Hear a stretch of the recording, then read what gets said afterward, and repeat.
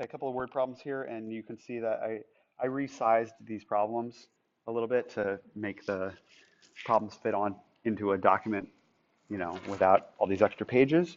And the numbers got a little bit weird and shifted around, and so they're a little bit harder to see. But that's a 4.1 meters and 35 degrees. So how do we do it? The slide is 4.1 meters long. That's sliding down it. It's 4.1 meters long. And it makes an angle of 35 degrees from the ground. How tall is the slide? How high up does that go? Okay, so just like before, it just happens to be a word problem.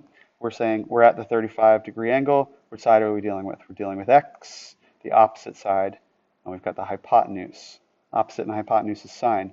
So you say sine of 35 degrees equals the opposite side, x, over the hypotenuse, 4.1. And because what we're looking for is in the numerator, the x value, we just multiply by the denominator value,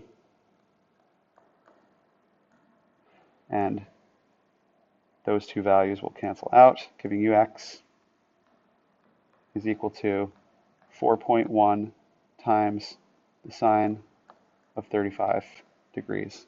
And we type it on the calculator, 4.1 times sine of 35. We get 2.35, or roughly 2.4. And what are they? They are meters. Fast and easy. Okay, right here, a totem pole is 100 feet tall, and if the pole casts a 249-foot long shadow, what is the measure of angle A? Well, from angle A,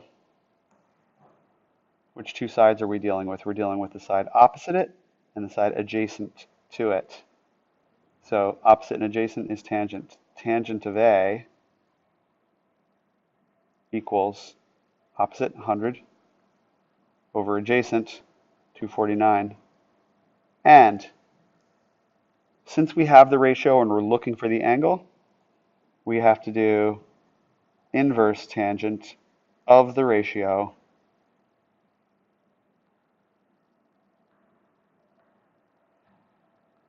will equal the angle. And when we do it, and actually I should put a little wavy approximately equal to, because it's not going to be exact, but I do second tan for inverse tangent of 100 divided by 249. And